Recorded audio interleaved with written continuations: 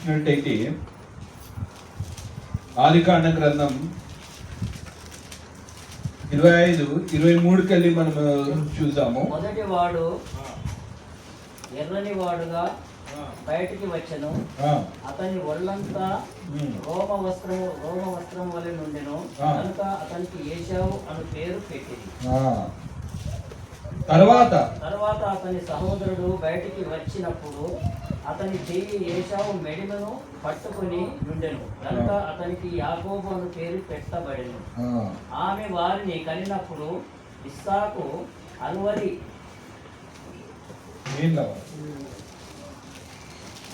ఏళ్ళవాడు. చాలండి. ఇక్కడ పాత నిబంధన గ్రంథంలోకి వెళ్ళి మనం చూడవలసిన వారం ఏంటంటే, ఇక్కడ ఎవరనంటే ఎవరి కుమారులు వీళ్ళు ఎవరనంటే వీరు ఇస్సాకు ఇంకా రెబెకా కుమారులు అయి ఉంటున్నారు. ఇక్కడ ఎవరు? ఇస్సాకుకు ఇంకా రెబెకాకు పుట్టిన కుమారుడు.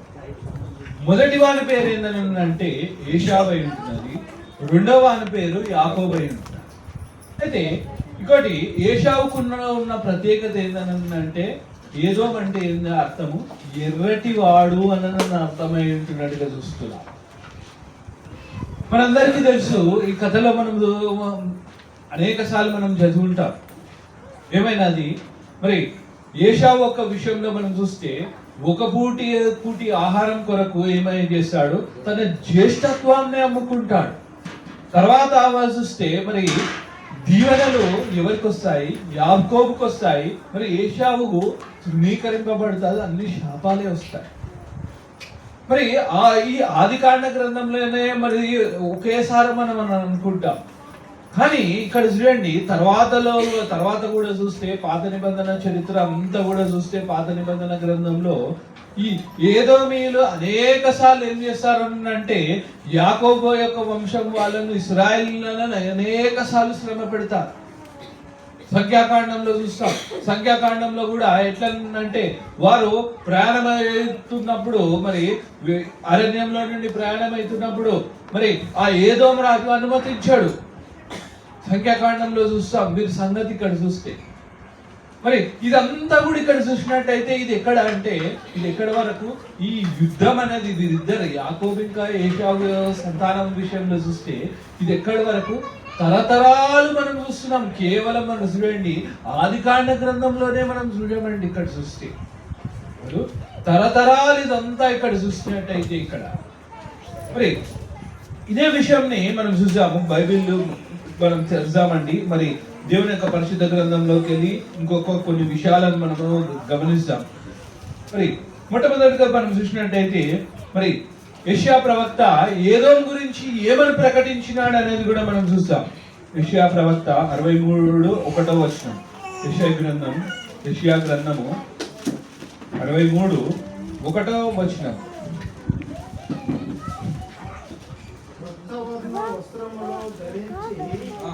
ఏదోము నుండి వచ్చుచున్న ఇతడెవడు? శోభాతి వస్త్రము ధరించిన వాడై గంభీరముగా నడుచుచు బోక్రా నుండి బలాతిశయముతో వచ్చుచున్న ఇతడెవడు? నీతిని బట్టి మాట్లాడుతున్న నేనే, రక్షించుటకు బలాఢ్యుడనైన నేనే.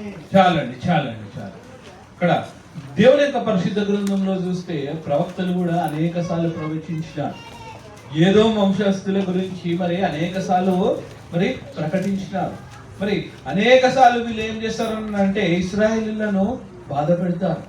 మరి కారణం ఏంటంటే ఇశ్రాయేలీయులు ఎప్పుడైతే దేవుని యొక్క మాటలకు లోబడకుండా అవిధేయత చూపెడతారో అప్పుడు ఏమవుతుంది అంటే వారు యథావిధిగా ఏమవుతుంది, వారి శత్రువులు వచ్చి వారిని తరిమేస్తారు. అందులో ఈ శత్రువు అన్నవాడు ఏదో వాళ్ళు కూడా ఉంటారు, ఫిలిస్తీన్లు ఉంటారు, ఎంతో మంది ఉన్నారు. ఇక్కడ చూస్తే వారు శత్రువుల చేత బాధపడింపబడిన వారు. మరి అందుకొరకు ఇక్కడ చూడండి, యేసు ఎప్పుడైతే వారు మార్మన్స్ పొందుతారు, ఇశ్రాయేలీయులకు మార్మన్స్ కలిగినప్పుడు ఏమైనదంటే మరి దేవుడు తిరిగి వారి మీద పగ తీర్చుకుంటాడు. మరి ఇదే విషయాన్ని మనం చూస్తున్నాం ఎక్కడ అంటే ఇదే విషయాన్ని ఇక్కడ మనం చూస్తే ఎజికేల్ గ్రంథం 35వ అధ్యాయము 15వ వచనంలో దయచేసి చదవండి. ఎజికేల్ గ్రంథం 35వ అధ్యాయం 15వ వచనాన్ని మనం చదువుకుందాం. ఎజికేలు 35:15.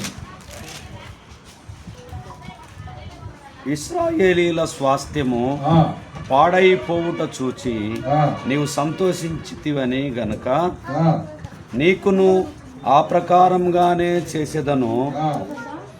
సేయీరు పర్వతమా నీవు పాడవుదు, ఏదోము దేశము యావత్తును పాడైపోవును. అప్పుడు నేను యెహోవానై ఉన్నానని వారు తెలుసుకొందురు.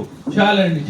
యెహోవానై ఉన్నాను, నేను దేవుణ్ణై ఉన్నానని తెలుసుకొందురు అని అన్నాడు. ఇక్కడ చూస్తే దేవుని యొక్క పరిశుద్ధ గ్రంథంలో ఇవన్నీ కూడా ఇక్కడ రాయబడి ఉంటున్నారు. మరి ఇక్కడ ఏం చేసినారు ఇక్కడ చూస్తే, మరి ఏదోమీయులు ముఖ్యంగా మనం గమనించాల్సింది ఏంటంటే ఏదోమీయులకు ఏంటంటే అహంకారం ఎక్కువ. ఎందుకు అహంకారం ఎక్కువ అంటే కారణం ఏంటంటే వారికున్న ఐశ్వర్యాన్ని బట్టి ఏమవుతారంటే చాలా అహంకార పడతారు ఏదోమీయులు ఇక్కడ చూస్తే. మరి ఇక్కడ చూడండి, ఎజికేల్ ప్రవక్త కూడా అందుకొరకే అన్నాడు, ఇశ్రాయేలు స్వాస్థ్యం పాడైపోవునని చూచి నువ్వు సంతోషించితివి గనక నీకును ఆ ప్రకారముగా చేసేదను అని అన్నాడు. ఇదంతా కూడా ఇక్కడ చూడండి ఏంటంటే పాత నిబంధన గ్రంథంలో ఇవన్నీ కూడా ఏం చేస్తాడు, ఈ ప్రకటనలు అన్ని కూడా చేస్తాడు. పాత నిబంధనలో ఏవేవైతే ప్రకటింపబడినాయో అవి నూతన నిబంధనలోకి ఎంతో ఉపయోగపడతాయి, అవి నెరవేర్చబడ్డాయి కూడా. మరి చూడండి, నేను ముందుగల్లా చెప్పినాను, ఈ ఏదోమీయులు అన్న వాళ్ళు కేవలం మరి చూడండి ఆదికాండ గ్రంథంలోనే ఉండలేదు ప్రియులారా. మరి కేవలం లేకపోతే పాత నిబంధన గ్రంథంలోనే వాళ్ళు మనకు కనబడరు. మరి చూడండి, నూతన నిబంధనలో కూడా కనబడతారు. మరి ఎవరో తెలుసా, నూతన నిబంధనలో కూడా అది వాళ్ళు కనబడతారు. ఎవరు? ఏదో. మరి అది ఎవరో కాదని ఇక్కడ మత్తయి సువార్తలోనే 2వ అధ్యాయంలో ఒక రాజు ఉంటాడు. మత్తయి సువార్తలోనే 2వ అధ్యాయంలో చూడండి, ఆ రాజు పేరు కూడా మనకు తెలుసు. మత్తయి సువార్త 2వ అధ్యాయంకి వెళ్ళి 1వ వచనంకి వెళ్ళి దయచేసి చదవండి. రాజైన హేరోదు దినముల యందు యూదా దేశపు బెత్లెహేములో పుట్టిన పిమ్మట చాలు. మరి ఇక్కడ చూడండి పిల్లారా, ఇక్కడ ఎవరు రాజైనటువంటి హేరోదు ఎవరు ఎక్కడ అంటే ఆయన ఎవరు?